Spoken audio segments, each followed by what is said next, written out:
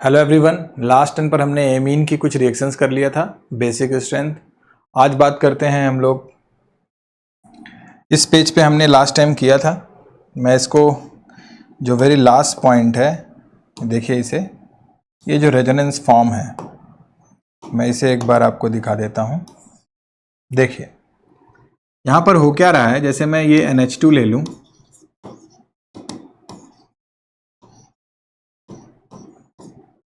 तो NH2 का जो लोन पेयर है वो सिर्फ बेंजीन रिंग के साथ कॉन्जुगेटेड है और पूरी तरह से कंट्रीब्यूट करेगा रिंग के साथ, कहीं और इसका कंट्रीब्यूशन नहीं है। लेकिन अगर मैं इसी चीज को ऐसे लिख दूं,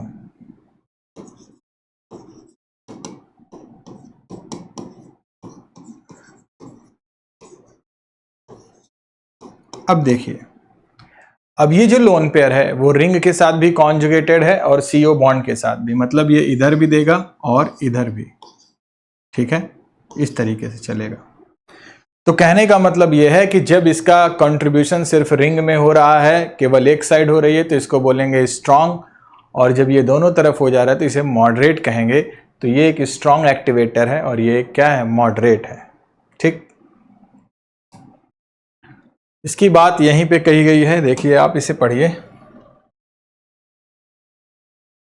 कह रहा है hence the lone pair of the electrons on the nitrogen is less available for the donation to benzene ring by resonance. Therefore activating effect of NHCOCH3 group is less than amino group. मतलब NH2 से NHCOCH3 का effect कम होगा। Next आते हैं nitration, बहुत ही important reaction है। देखिए देखिए NH2 जो होता है वो लोन पेयर यहां पर है, ठीक, तो ये एक्टिवेटर है और हम जानते हैं कि अगर हमें इलेक्ट्रोफाइल मिला, ये इलेक्ट्रोफाइल देगा NO2 प्लस, तो NO2 प्लस कहाँ जुड़ेगा, एक बार आर्थो पे और एक बार पैरा पे। देखिए एक बार आपको पैरा मिल रहा है और एक बार आर्थो मिल रहा है, लेकिन इसके साथ ही साथ आपको मेटा भी मिल जा रहा है, पर वो कैसे मिलेगा। देखिए एनिलीन को जब हम कंसनट्रेटेड H2SO4 के साथ HNO3 की प्रेजेंस में करा रहे हैं, तो यहाँ पर एसिडिक मीडियम है और ये एनिलीन इस प्रोटॉन के साथ रिएक्शन करके NH3 प्लस हो जा रहा है। और हम जानते हैं जब किसी एटम पर यहाँ पर पॉजिटिव आ रहा है तो इसकी इलेक्ट्रॉन विड्रॉइंग टेंडेंसी आ रही है, और ये क्या है, मेटा डायरेक्टर है, तो ये मेटा पर भी NO2 को डायरेक्ट करता है, इसीलिए हमें मेटा भी मिल जा रहा है। इनका ये ऑर्डर बहुत इंपॉर्टेंट है कि इनके स्टेबिलिटी का ट्रेंड क्या है, तो आप ऐसे याद कर सकते हो, PMO, para, Meta, ortho. Ortho सिर्फ 2% बनेगा। नेक्स्ट आते हैं एनिलीन की रिएक्शन जब हम करा रहे हैं एनहाइड्राइड के साथ। देखिए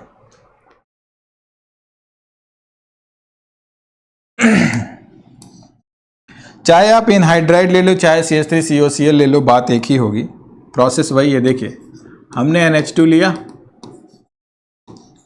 रिएक्शन को करा रहे हैं एनहाइड्राइड के साथ,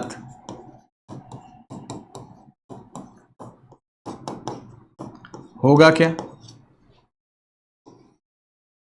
इस पे अटैक करेगा, ये ब्रेक कर जाएगा ऐसे, तो क्या मिलेगा हमें, हमें मिलेगा NHCOCH3 और यहां रिंग। देखिए देखा, NHCOCH3, इसे बोलते हैं एसिटानिलाइड। क्या बोलेंगे, एसिटानिलाइड। अब ये अगर हम मॉडरेट हो गया, अब ये मॉडरेट हो गया है, अब हम इस पे अगर नाइट्रेशन करा दें तो हम क्या करेंगे, पैरा NO2 लगाएंगे, NHCOCH3 के पैरा पे NO2 जुड़ेगा, और फिर बाद में अगर हम इसको HOH की प्रेजेंस में ब्रेकिंग करा दें, देखिए ये मैंने कराया भी है आपको ऐसे। देखिए यहां मान लीजिए अपने पास NHCOCH3 है और यहां पे मैंने NO2 लगा दिया, और इतने बॉन्ड को मैं HOH के साथ ब्रेक करा दूं ऐसे, देखिए क्या होगा, नाइट्रोजन कार्बन में ज्यादा इलेक्ट्रोनेगेटिव है नाइट्रोजन, और वाटर में ज्यादा इलेक्ट्रोनेगेटिव क्या है, OH वाला हिस्सा, तो ज्यादा वाला कम वाले को लेगा, तो नाइट्रोजन लेगा हाइड्रोजन को और ये कार्बन ले लेगा OH को, तो हमें क्या मिलेगा NH2 और पैरा पे NO2। ठीक, आपको यही दिखेगा वहां पर, देखिए, देखा, para nitro aniline, we have para nitro aniline. Clear. Next आते हैं सल्फोनेशन पे।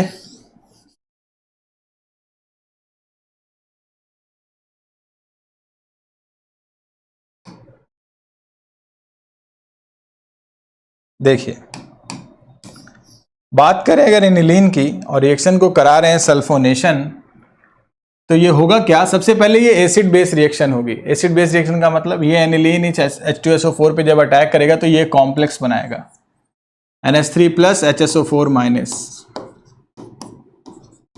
देखा, ये एक एसिड बेस रिएक्शन है, दिस इज एसिड बेस।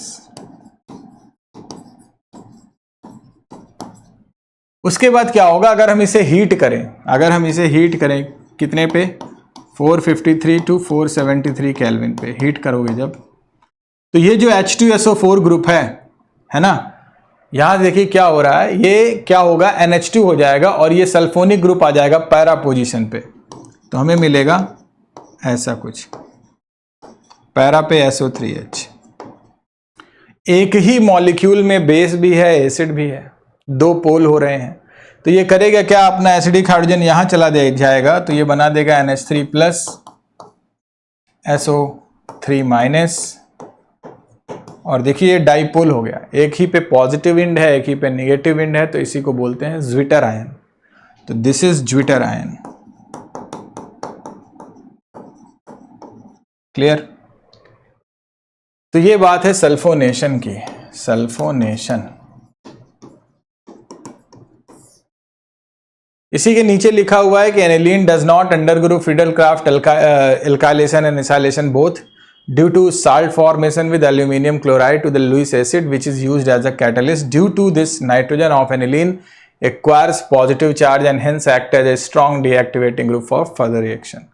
तो अगर मैं इसको एक्सप्लेन कर दूं ऐसे, जैसे मान लीजिए हमारे पास एनिलीन है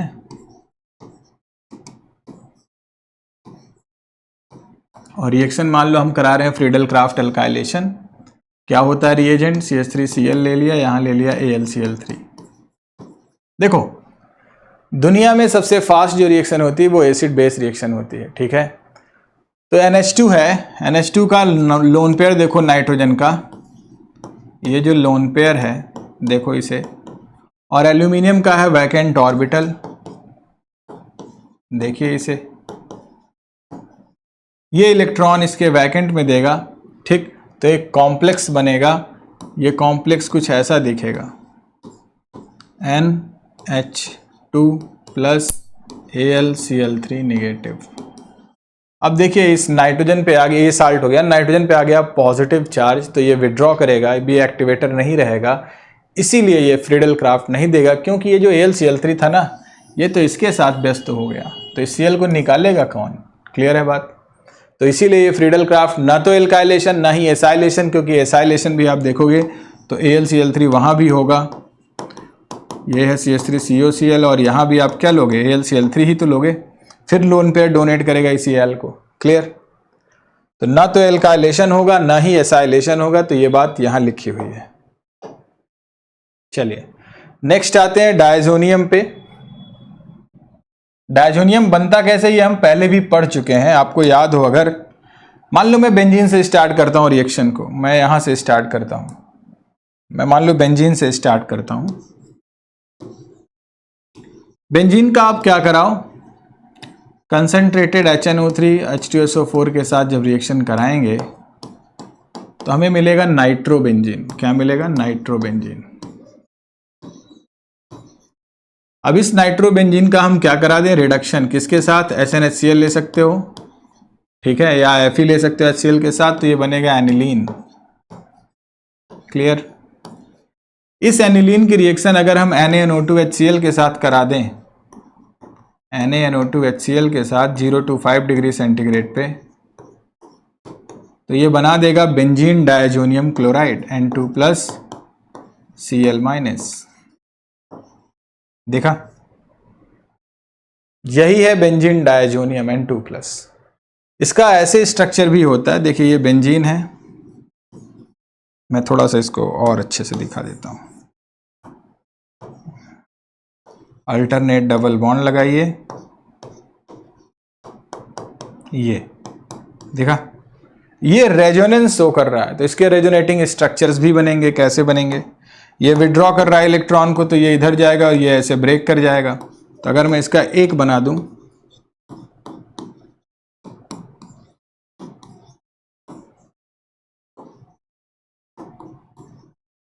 ये लो, ये बन गया, देखा। ऐसे ही और बनाएगा, पॉजिटिव चार्ज डीलोकलाइज होता होता यहां तक आएगा, उसके बाद ये देगा अपना इलेक्ट्रॉन, तो यहां रिंग में एरोमेटिसिटी आ जाएगी। कहने का मतलब ये है कि अगर मैं ये वाला डायजोनियम लूं, एरिल वाला, और अगर ये वाला ले लूं Rn2+Cl-, दोनों में क्या अंतर है थोड़ा सा समझिए। ये बहुत ही अनस्टेबल है, ठीक है, यहां रेजोनेंस नहीं दिख रहा है आपको, ये उससे अच्छा है। क्यों? क्योंकि रेजोनेंस है, रेजोनेटिंग स्ट्रक्चर्स बनेंगे, पॉजिटिव चार्ज का डीलोकलाइजेशन होगा, तो इसीलिए ये थोड़ा सा स्टेबल हो जाता है, बट ये अनस्टेबल है। और N2 एक बहुत ही अच्छा लिविंग ग्रुप है, तो N2 निकालेंगे, न्यूक्लियोफाइल को लगा देंगे। यहां देखिए इसकी स्टेबिलिटी के बारे में चर्चा जरूर की गई होगी, पढ़ सकते हो आप। क्या लिखा हुआ है? The diazonium salt have the general formula Rn2+X-, where R stands an aryl group and X- ion may be Cl, Br, HSO4, BFO4, etc. They are named by suffixing diazonium to the name of parent hydrocarbon from which they are formed, followed by the name of an ion such as chloride, hydrogen sulfate, etc. N2+ is a called diazonium group, and this is called benzene diazonium chloride, the C6H5N2+Cl-। ऐसे ही आप बोल सकते हो benzene diazonium hydrogen sulphate, ठीक है। फिर इसके resonating structures बनाए गए हैं, और देखिए क्या लिखता है कि primary aliphatic amine form highly unstable alkyl diazonium salt, primary aromatic amine are arene diazonium salt which are stable for a short time in a solution at low temperature. और इसकी स्टेबिलिटी को कैसे एक्सप्लेन करेंगे? By resonance structure. इसको diazotization reaction भी बोलते हैं। ये जो फॉर्मेशन हो रहा है डायजोनियम का, ये हम लोग पहले भी पढ़ चुके हैं, अभी भी पढ़े हैं। देखिए हो क्या रहा है, हो क्या रहा है कि ये एनिलीन है,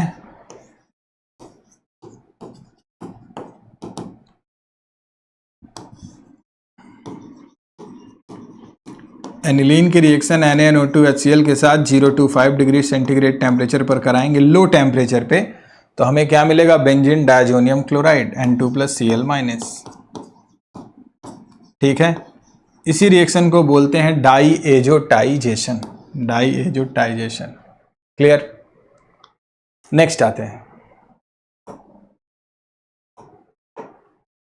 सॉरी, चलिए।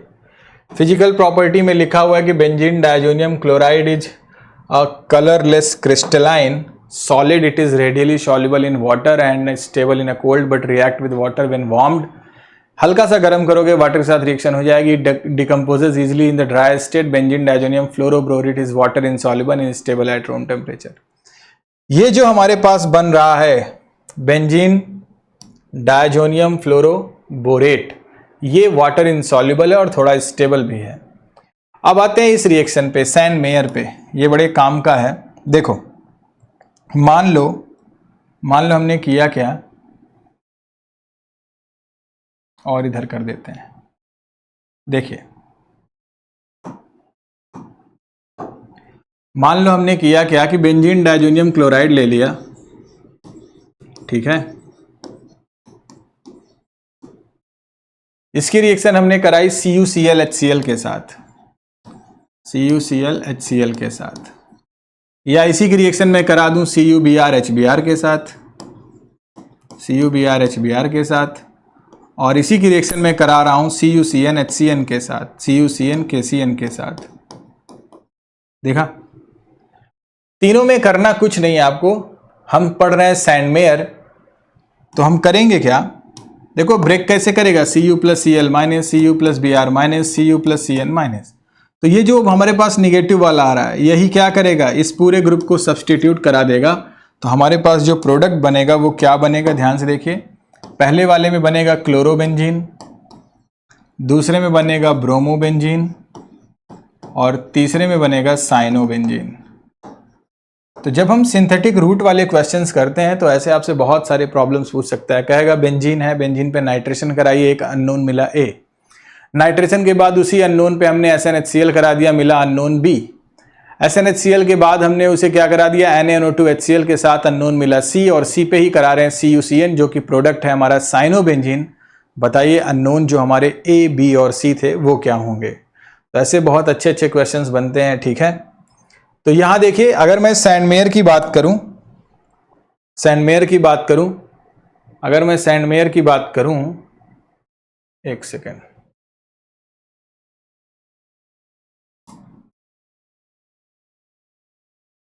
सैंडमेयर की आप बात करिए और बात करिए गैटरमैन की, दोनों में क्या अंतर है। देखिए सैंडमेयर में हम साल्ट ले रहे हैं CuCl, CuCN, CuBr, लेकिन अगर हम बात करें गैटरमैन की तो इसमें सिर्फ हम मेटल ले रहे हैं, कॉपर ले रहे हैं, उसके साथ क्या है, हाइड्रोजन हैलाइड। मतलब Cu के साथ HCl, Cu के साथ HBr, प्रोडक्ट वही बन रहा है। जैसे ये हमने लिया N2+X- या Cl- जो आपका दिल करे, और यहाँ हमने ले लिया Cu के साथ HCl, तो प्रोडक्ट बनेगा क्लोरोबेंजीन। वहीं अगर मैं ले लूँ Cu के साथ HBr तो हमें मिलेगा ब्रोमोबेंजीन। क्या बात समझ में आ रही है।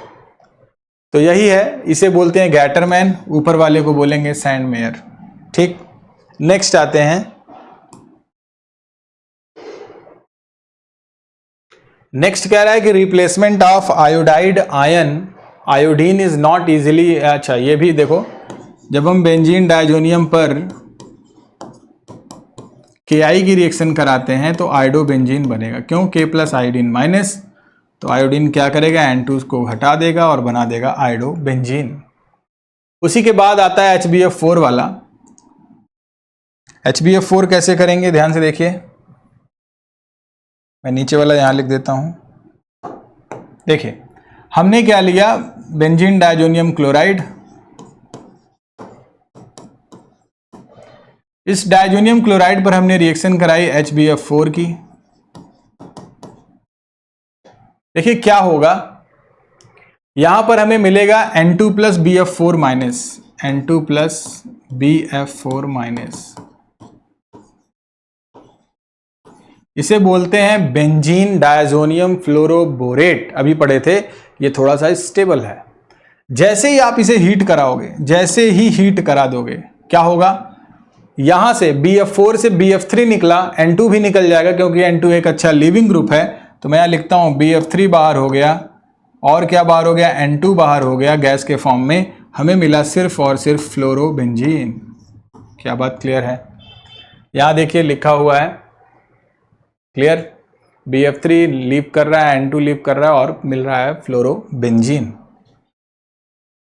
अगला है replacement of hydrogen certain mild reducing agent like hypophosphorus acid which is also called as phosphinic acid or ethanol reduce diazonium salt to arene and themselves get oxidized into phosphorus acid and ethanol। चलिए यहां देखिए खास बात क्या है, मैं थोड़ा सा इसको देखिए, बात करते हैं इस वाले रिएक्शन की। पहले मैं इसकी बात कर लेता हूं, देखिए हमने क्या किया, बेंजीन डायजोनियम क्लोराइड ले लिया और रिएक्शन करा दिया H2O के साथ। आप जानते हो H2O इज H+OH-, OH- आएगा, N2 को हटा देगा, तो हमें मिला फिनॉल, ठीक। नेक्स्ट है इसी के ऊपर वाला, जिसमें हम क्या कर रहे हैं, बेंजीन डायजोनियम क्लोराइड की रिएक्शन H3PO2 के साथ करा दे रहे हैं। देखो इसको थोड़ा सा, दो रिएक्शन है, इसी के साथ मैं एथिल अल्कोहल वाली भी ले रहा हूँ, C2H5OH, इथेनॉल। दोनों में तुम्हें करना क्या है, N2Cl को बाहर फेंको, N2 को बाहर निकालो, सिर्फ और सिर्फ बेंजीन बनेगा। दोनों में हमें क्या मिल जाएगा, बेंजीन, ठीक। देखिए साफ साफ लिखा हुआ है। जब हम इथेनॉल के साथ करा रहे हैं इसके साथ, तो हमें एक और प्रोडक्ट मिलेगा, वो होगा इथेनल। अल्कोहल का ऑक्सीडेशन हो जाएगा एल्डिहाइड में। देखो ये था अल्कोहल, ये ऑक्सीडाइज होके बनाया एल्डिहाइड। क्लियर है। और ये वाली रिएक्शन तो अभी हमने पढ़ा ही था। फ्लोरोबोरिक एसिड के साथ कराएंगे तो डायजोनियम फ्लोरोबोरेट मिलेगा।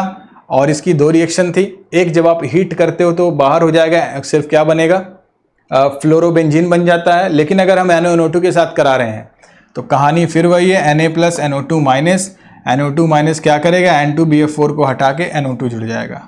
क्लियर है, नाइट्रोबेंजीन बनेगा। फिर से मैं यहाँ लिख देता हूँ,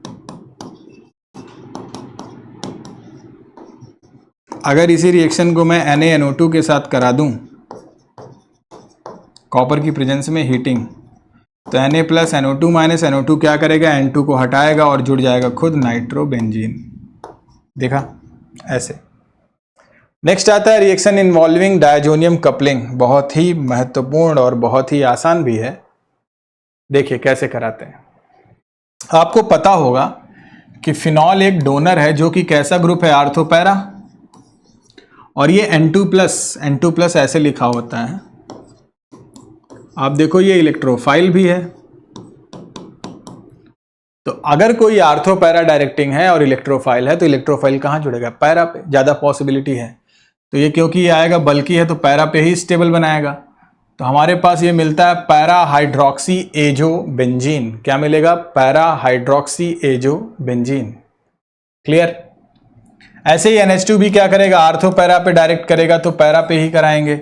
ये N2 इसके साथ आएगा यहाँ पर, और यहाँ देखिए पैरा अमीनो एजो बेंजीन बनेगा। ये दोनों डाई है, कलर शो करेंगे।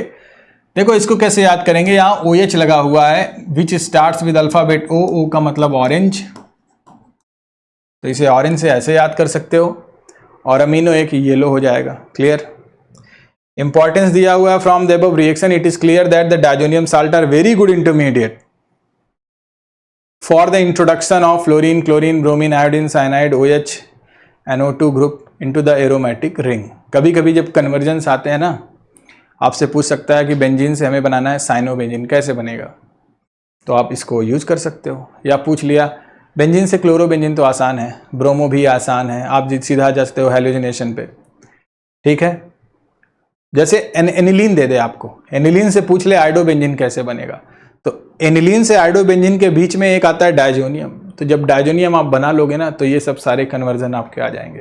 तो ये बहुत अच्छा है डायजोनियम। डायजोनियम आपको ये सारे जो है ग्रुप्स लगा सकता है। Clear. Aryl fluoride and iodide can not be prepared by direct halogenation. This cyano group can not be introduced by nucleophilic substitution chlorine chlorobenzene, but cyanobenzene can be easily obtained from the diazonium salt. This replacement of diazo by other groups is helpful. चलिए एक question दिया हुआ है, इस question की logics को समझते हैं, आंसर तो बात की बात है। देखिए हमसे कह रहा है कि 4-नाइट्रोटोलुइन से 2-ब्रोमोबेंजोइक एसिड आपको बनाना है। 4-नाइट्रोटोलुइन, ये है मेरा टोलुइन और 4 पे नाइट्रो लगा दो, ये हो गया 4-नाइट्रो। क्या बनाना है, 2-ब्रोमोबेंजोइक। बेंजोइक ये होता है भाई, और कहां लगाना है, 2 पे। थोड़ा देखो कैसे आप सोचोगे। अगर आप सोचो कि ये COH पहले रहा होगा और वहां पे ब्रोमीन लगा दे तो नहीं हो सकता। क्यों, ये एक मेटा डायरेक्टर है, तो तुम्हें ब्रोमिनेशन पहले करानी पड़ेगी। कार्बोक्सिलिक के बाद ब्रोमिनेशन नहीं करा सकते हो। ये लॉजिक्स लगाया करो। अच्छा यहां ब्रोमीन लगा हुआ है और NO2 गायब हुआ है। NO2 को हम गायब कर सकते हैं, कैसे कर सकते हैं, आपको याद होगा NO2 को बनाओ पहले एनिलीन, एनिलीन को बनाओ डायजोनियम, और डायजोनियम में N2Cl को हटा सकते हैं, क्या लगाकर, H3PO2 लगाकर या एथिल अल्कोहल लगाकर। ये आप सीखे होंगे। अब आते हैं, देखो यहां ब्रोमीन आर्थो पे लगा हुआ है और ये मेथिल क्या है, डोनर है। तो डोनर है तो आर्थो पैरा है, पैरा ब्लॉक है, आर्थो पे ब्रोमीन आ सकता है। यानी पहले हम ब्रोमिनेशन करा दें, और जब ब्रोमिनेशन कराओगे आप तो देखिए आर्थो ब्रोमो आ गया। ठीक है। और ये मेटा है NO2 के रिस्पेक्ट में, आर्थो है CH3 के रिस्पेक्ट में। अब देखिए क्या करेंगे, हमारे पास ब्रोमीन लग गया है। अब हमारा जो मेन काम होगा वो क्या होगा, CH3 को देखो COH आप बना सकते हो KMnO4 लगा के, पर पहला काम होगा NO2 को NH2 बना लें तो NO2 को NH2 बाय SnHCl कर देंगे, NH2 हो गया। फिर इसको डायजोनियम बना लीजिए इसके साथ, डायजोनियम के बाद H3PO2 लगा के इसको हटा दीजिए। फिर आपके पास हो गया आर्थोब्रोमोटोलुइन, और इसकी केमिनोफोर से करा दीजिए तो बन जाएगा क्या, आर्थोब्रोमोबेंजोइक। ऐसे आप कर सकते हो, ठीक है। उसके बाद इस चैप्टर में कुछ है नहीं, ये इसका रिवीजन है। तो इस चैप्टर में हमने कुछ काम की चीज़ें पढ़ ली हैं, है ना, बहुत इंपॉर्टेंट चीज़ें जो कि एग्ज़ाम के पॉइंट ऑफ व्यू से काफ़ी ज़्यादा इंपॉर्टेंट है। जो नेम रिएक्शंस है जैसे कार्बिलेमीन है, गैब्रियल थैलामाइड है, इनकी जो बेसिक स्ट्रेंथ है वो बहुत पूछी जाती है नीट में, जेई में। गैसेस स्टेट की अलग से पूछ लेते हैं, एक्वस फेज में अलग से पूछ सकते हैं। तो ये चैप्टर अपने आप में काफ़ी इंपॉर्टेंट है, तो आप इसको रिवीजन करिए, इसको अच्छे से पढ़िए, क्वेश्चंस लगाइए इसके, ठीक है। तो अगले टर्न पे हम स्टार्ट करेंगे bio molecule. Thank you so much.